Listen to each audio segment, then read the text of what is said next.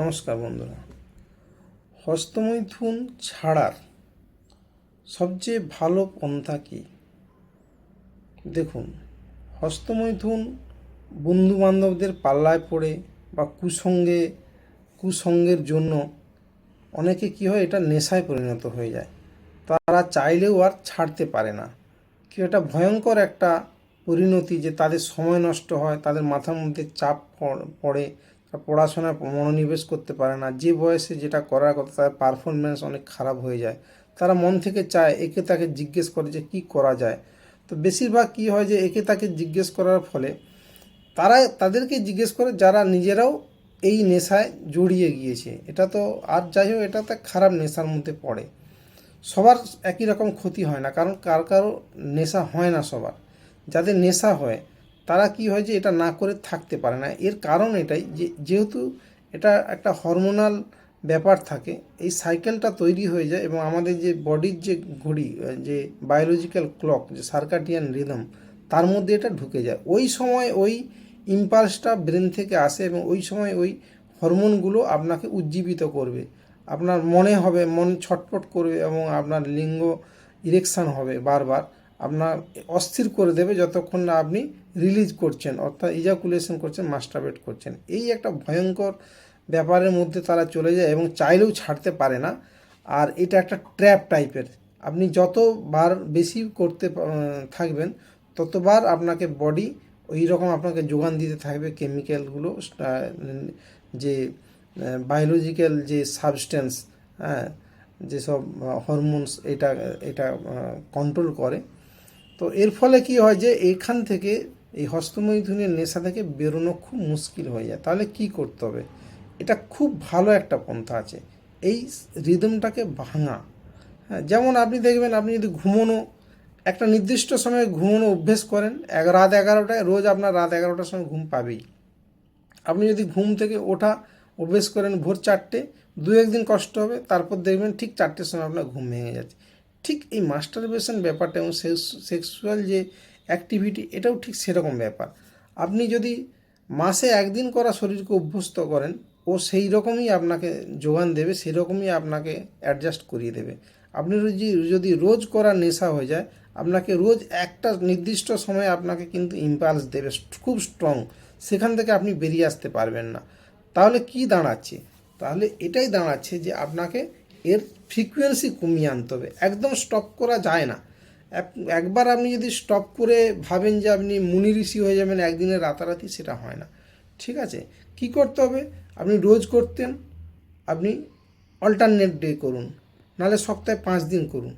এইভাবে 1 মাস হলো, তারপর আরও কমিয়ে নিয়ে আসুন, সপ্তাহে 3 দিন, একদিন ছাড়া একদিন, আরও কমিয়ে নিয়ে আসুন।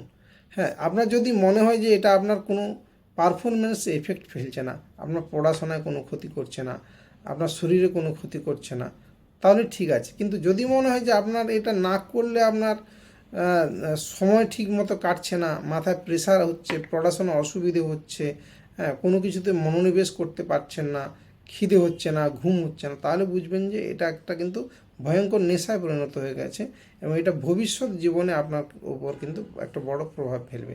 তখন আপনাকে সাবধান হতে হবে এবং তখন আপনাকে এই বায়োলজিক্যাল ক্লক বা সার্কাডিয়ান রিদমের মধ্যে যে আপনি জড়িয়ে গেছেন, সেখান থেকে আপনাকে বেরিয়ে আসতে হবে।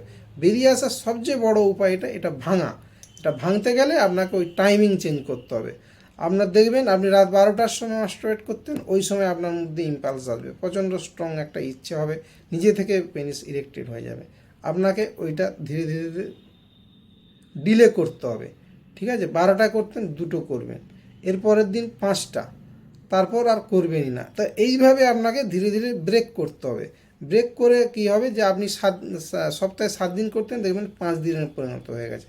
যা আপনি সাকসেসফুল হলেন, ওই 5টাকে আবার টাইম আরও ডিলে করতে করতে 4 দিন করলেন, তারপর 3 দিন করলেন, তারপর 2 দিন করলেন, তারপর 1 দিন করলেন। তো এইভাবে করতে পারেন। আর আপনার যদি মনে হয় যে এটা আপনার শারীরিক এবং মেন্টাল গ্রোথে আপনার ভালো কাজ দিচ্ছে, তাহলে আমি কিছু বলতে চাই না। আপনার যদি মনে হয় যে আপনার একটা পারফরমেন্স, পড়াশোনা বা ক্যারিয়ারের উপর বিশাল একটা বড় প্রভাব ফেলছে, আপনার মানসিক স্বাস্থ্য ঠিক থাকছে না, আপনার মধ্যে উল্টোপাল্টা চিন্তা আসছে, আপনার বিহেভিয়ারে চিন্তা ছাপ ফেলছে, আপনাকে অনেকে পছন্দ করছে না, আপনার ব্যবহারে বা কথাবার্তা এমন কিছু বাজে একটা রিফ্লেকশন আসছে, তো আপনাকে বুঝতে হবে যে আপনার এই জিনিসটা থেকে দূরে যেতে হবে। আর সবচেয়ে বড় উপায় এটা অ্যাক্টিভিটি বাড়ানো। যারা ফিজিক্যাল অ্যাক্টিভিটি কম করে, হ্যাঁ, ঘরে বেশিক্ষণ পড়াশোনা করে বা শিল্প চর্চা করে, ছবি আঁকা, গান, এইসব নিয়ে থাকে, বা কবিতা লেখা, গল্প লেখা, গল্প পড়া, তাদের মধ্যে এটা কি হয় যে শারীরিক যে ক্রিয়াকলাপটা এটা কিন্তু এইভাবে হস্তমৈথুনের মাধ্যমে প্রকাশ পায়। যারা আউটডোর অ্যাক্টিভিটি বেশি যাদের মধ্যে, তাদের মধ্যে কিন্তু হস্তমৈথুনটা অনেক কম। আর তাহলে আপনাকে ওই সার্কাডিয়ান রিদম বা বায়োলজিক্যাল ক্লক ভাঙার সাথে সাথে আপনাকে একটু ফিজিক্যাল অ্যাক্টিভিটি বাড়াতে হবে। আপনার শরীরের তো একটা চাহিদা আছে। আপনি যদি সবসময় 24 ঘন্টার মধ্যে 18 ঘন্টা শুয়ে বসে পড়ছেন, ঘরের মধ্যে আছেন, তো মাথার যে যে আমাদের বডির হরমোনগুলো, তাদের এইসব কাজ তারা আপনাকে এইভাবে নানাভাবে কী করবে, চালিত করবে ভুল পথে। হ্যাঁ, তখন আপনার মাস্টারবেশনের ইচ্ছে অনেক বাড়ে। তো আপনাকে যেটা মোদ্দা কথা, ফিজিক্যাল অ্যাক্টিভিটি বাড়ান, আউটডোর অ্যাক্টিভিটি বাড়ান, আর রিদমটাকে কমিয়ে নিয়ে আসুন। সার্কাডিয়ান রিদমের মধ্যে আপনি ঢুকে গেছেন, আপনার নেশা হয়ে গেছে, ওটাকে ভাঙতে হবে। আর এমন কিছু অ্যাক্টিভিটি, এমন কিছু খারাপ ছবি দেখা, খারাপ আলোচনা করা, হ্যাঁ, বা খারাপ চিন্তা করা, যেটা আপনি ইচ্ছে করে করছেন বা মন থেকে আসছে, আপনি সেটাকে আরও প্রশ্রয় দিচ্ছেন, আরও বাড়াচ্ছেন, সেখান থেকে সরে আসা, ধীরে ধীরে নিজেকে গুটিয়ে নেওয়া, রিট্রাক্ট করুন। ঠিক আছে, এই কয়েকটা পন্থা আপনি অবলম্বন করুন, 3 থেকে 4 মাসের মধ্যে খুব ভালো ফল পাবেন।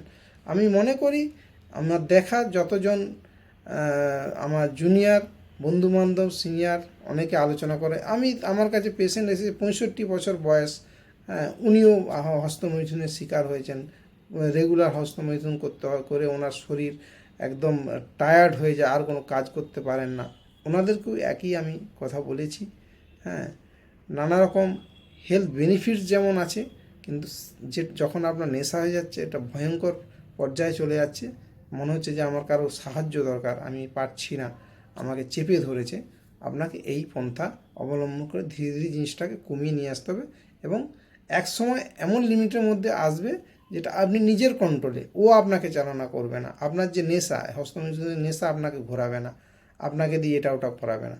আপনার ইচ্ছে হলে তখন আপনি করবেন, সময় বুঝে বা আপনার শরীরের প্রয়োজন অনুযায়ী। ধন্যবাদ।